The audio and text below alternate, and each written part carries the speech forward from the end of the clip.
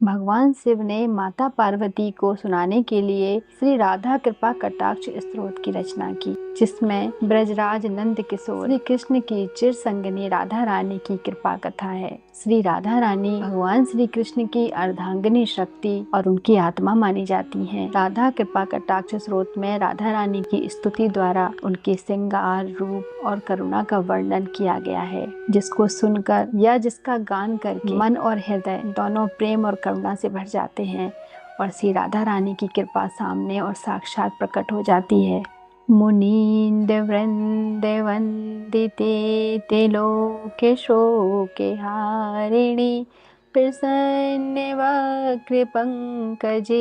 निकुंज भूविलासिनी ब्रजेन्द्र भानुनंदिनी ब्रजेन्द्र सोनु संगति कदा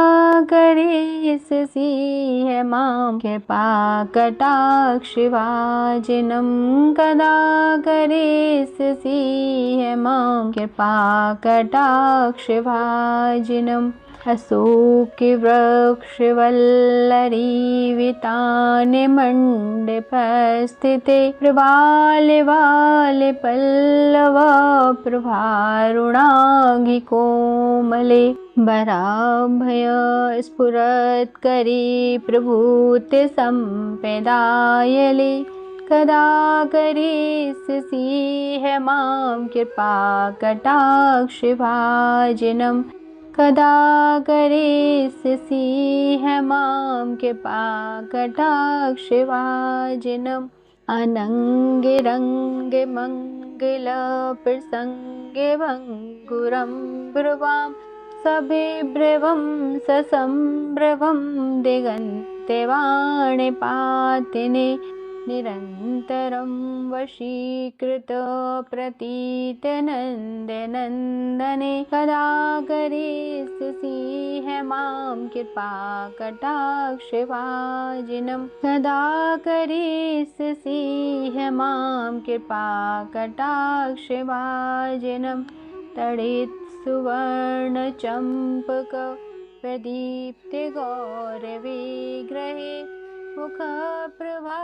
परास्ते कोटि शारदेन्दु मंडले विचित्र चेत संचर चकोर श्रावलोचने कदा करेस सिंह मां कृपा कटाक्ष वाजिनम कदा करेस सिंह मां कृपा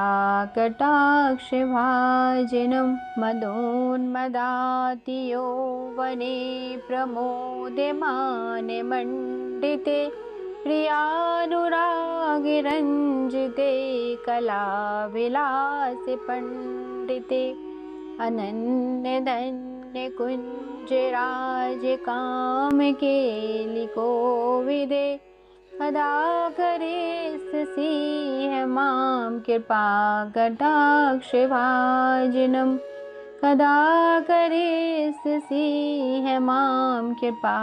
कटाक्ष भाजिनम अशेष हाव भाव धीरे हीरे हार भूषिते प्रभूत शांत कोम्ब कोम्ब कोम्बि कोम्ब सुस्तनि प्रशस्त मंदहास चूर्ण पूर्ण सौख्य सागरे कदा करेस सिंह मां कृपा कटाक्ष भाजिनम कदा करेस सिंह मां कृपा कटाक्ष भाजिनम मृणाल वाल वल्लरी तरंग रंग दौलते लता गलास लोल नील लोचनावलोकने ललल ललौ मिलंग मनोज्ञ मुग्ध मोहिनाश्रते कदा करेस सिंह मां कृपा कटाक्ष वाजिनम कदा करेस सिंह मां कृपा कटाक्ष वाजिनम सुवर्ण मालिकांचिते तिरेख्य काम्बुकंठगे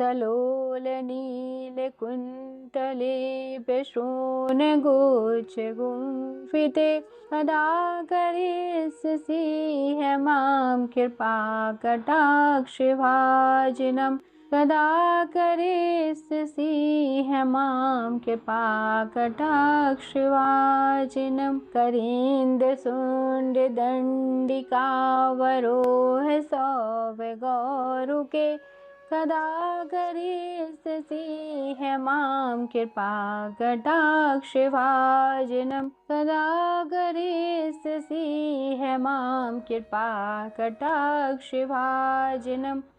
अनेके मंत्रनाद मंजुनोपिरारवस्खिलत् समाज राज हंस वंश निक्वणाति गौरवे विलोलहे में वल्लरी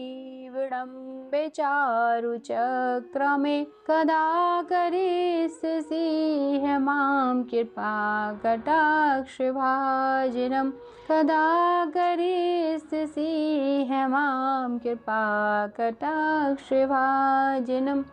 अनन्तकोटि विष्णुलोके नम्र पद्मजार्चिते हिमाद्वजा पुलो मजा विरञ्च जावरप्रदे अपार सिद्धिरिग्धि सत्पदाङ्गुलीनखे कदा करिष्यसि मां कृपा कटाक्षभाजनम् कदा करिष्यसि मां कृपा कटाक्षभाजनम् मखेश्वरी क्रियेश्वरी स्वदेश्वरी सुरेश्वरी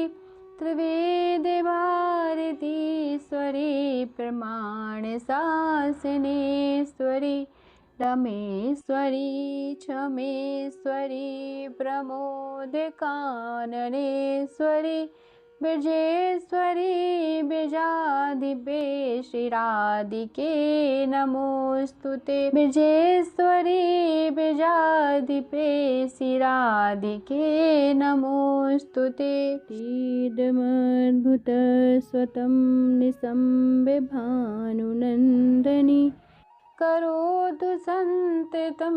जनं कृपा कटाक्षभाजनम् करोतु संततं